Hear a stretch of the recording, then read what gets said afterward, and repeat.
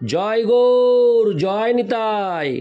আজ 11ই মাঘ 1431 ও 25শে জানুয়ারি 2025 শনিবার, একাদশী ষঠ তিলা।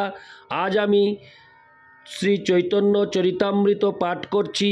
আজ আমি পাঠ করছি শ্রী চৈতন্য চরিতামৃতের আদি লীলা পঞ্চদশ অধ্যায়, মহাপ্রভুর পৌগণ্ড লীলার শ্লোক 25 থেকে অন্তিম শ্লোক 34। অডিওর শুরুতে আমার সকল ভক্তিমতী মা ও ভক্তবৃন্দের শ্রীচরণে আমার একটি আশা নিবেদন করছি যে আপনারা আমাকে প্রচুর প্রচুর আশীর্বাদ করুন, যাতে আমি আমার এই মহাযজ্ঞ অর্থাৎ শ্রী চৈতন্য চরিতামৃত পাঠ করে সকলকে শ্রবণ করানোর যে মহাযজ্ঞে আমি ব্রতী হয়েছি, আমি যেন আমার এই জীবদ্দশায় সেই কার্য সম্পাদন করতে পারি। তাই সেই জন্য আপনাদের আশীর্বাদ আমার প্রচুর প্রচুর প্রয়োজন। তাই আপনারা কমেন্টসে একটি আশীর্বাদ আমার জন্য উপহার করবেন, যাতে করে আমি আনন্দিত হই এবং আপনাদের আশীর্বাদে পুষ্ট হয়ে আমি আমার এই মহাযজ্ঞ চালিয়ে যেতে পারি। জয় গৌর, জয় নিতাই। হরে কৃষ্ণ কৃষ্ণ কৃষ্ণ হরে হরে, হরে রাম রাম রাম হরে হরে। শ্লোক 25। কতদিনে প্রভু চিত্তে করিলা চিন্তন, গৃহস্থ হইলাম এবে চাহি গৃহ ধর্ম। শ্লোকার্থ: তার কিছুদিন পর মহাপ্রভু মনে মনে চিন্তা করলেন, আমি সন্ন্যাস গ্রহণ করিনি এবং যেহেতু আমি গৃহস্থ হয়েছি, তাই আমার কর্তব্য হচ্ছে গৃহধর্ম পালন করা। শ্লোক 26। ইতি শ্লোক 25। হরে কৃষ্ণ। ইতি শ্লোক 25। শ্লোক 26। গৃহিণী বিনা গৃহধর্ম না হয় শোভন, এত চিন্তি বিবাহ করিতে হইল মন। শ্লোকার্থ: শ্রীচৈতন্য মহাপ্রভু বিবেচনা করলেন, গৃহিণী বিনা গৃহধর্ম যথাযথভাবে পালন হয় না, তাই মহাপ্রভু বিবাহ করতে মনস্থ করলেন। ইতি শ্লোক 26। শ্লোক 27। ন গৃহং গৃহমিত্যা গৃহিণী গৃহমুচ্যতে, তয়া হি সহিত সর্বান পুরুষার্থান সমশ্নুতে। অনুবাদ: গৃহকে গৃহ বলা হয় না, গৃহিণীকেই গৃহ বলা হয়। কেউ যখন গৃহিণী সহ গৃহে বাস করে, তখন মানব জীবনের যথার্থ উদ্দেশ্য সাধিত হয়। ইতি শ্লোক 27। শ্লোক 28। দৈবে একদিন প্রভু পড়িয়া আসিতে, বল্লভাচার্যের কন্যা দেখে গঙ্গা পথে। শ্লোকার্থ: একদিন মহাপ্রভু যখন পাঠশালা থেকে গৃহে ফিরছিলেন, তখন দৈবক্রমে তিনি গঙ্গার পথে বল্লভাচার্যের কন্যাকে দেখতে পেলেন। ইতি শ্লোক 28। শ্লোক 29। পূর্ব সিদ্ধ ভাব দুহার উদয় করিল, দৈবে বনমালী ঘটক শচী স্থানে আইল। শ্লোকার্থ: যখন মহাপ্রভু ও লক্ষ্মী দেবীর সাক্ষাৎ হলো, তখন তাদের পূর্ব সিদ্ধ ভাবের উদয় হলো এবং দৈবযোগে বনমালী ঘটক তখন শচীমাতার সঙ্গে দেখা করতে এলেন।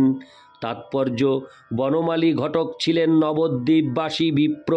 তিনি মহাপ্রভুর বিবাহের ঘটকালি করেন।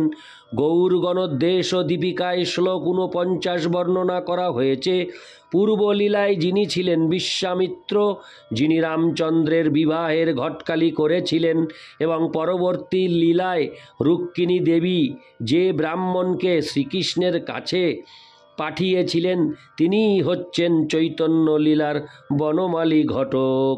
ইতি শ্লোক 29। শ্লোক 30। শচীর ইঙ্গিতে সম্বন্ধ করিল ঘটন, লক্ষ্মীকে বিবাহ কইল শচীর নন্দন। শ্লোকার্থ: শচীদেবীর নির্দেশ অনুসারে বনমালী ঘটক বিবাহের আয়োজন করলেন এবং এইভাবেই যথাসময়ে মহাপ্রভু লক্ষ্মী দেবীকে বিবাহ করলেন। ইতি শ্লোক 30। শ্লোক 31। বিস্তারিয়া বর্ণিলা তাহা বৃন্দাবন দাস, এই তো পৌগণ্ড লীলার সূত্র প্রকাশ। শ্লোকার্থ। বৃন্দাবন দাস ঠাকুর শ্রীচৈতন্য মহাপ্রভুর এই সমস্ত পৌগণ্ড লীলা বিস্তারিতভাবে বর্ণনা করেছেন। আমি কেবল সেই লীলাসমূহ সূত্রাকারে বর্ণনা করলাম। ইতি শ্লোক 31, শ্লোক 32। পৌগণ্ড বয়সে লীলা বহুত প্রকার, বৃন্দাবন দাস ইহা করিয়াছেন বিস্তার। শ্লোকার্থ। তার পৌগণ্ড বয়সে মহাপ্রভু বহু লীলা বিলাস করেছিলেন এবং শ্রীল বৃন্দাবন দাস ঠাকুর সেগুলি বিস্তারিতভাবে বর্ণনা করেছেন। ইতি শ্লোক 32, শ্লোক 33। অতএব দিংমাত্র ইহা দেখাইল, চৈতন্য মঙ্গলে সর্বলোকে খ্যাত হইল। শ্লোকার্থ। আমি কেবল সেই সমস্ত লীলার আভাস মাত্র দিলাম, কেননা বৃন্দাবন দাস ঠাকুর তার চৈতন্য মঙ্গল গ্রন্থে বর্তমানে শ্রী চৈতন্য ভাগবত সেই লীলাসমূহ অত্যন্ত স্পষ্টভাবে বর্ণনা করেছেন এবং তার ফলে সেগুলি সমস্ত জগতে বিখ্যাত হয়েছে। ইতি শ্লোক 33, শ্লোক 34। শ্রীরূপ রঘুনাথ পদে যার আস, চৈতন্য চরিতামৃত কহে কৃষ্ণদাস। শ্লোকার্থ।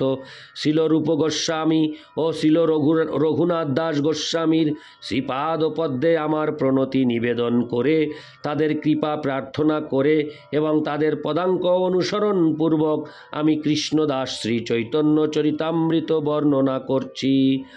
ইতি শ্লোক 34।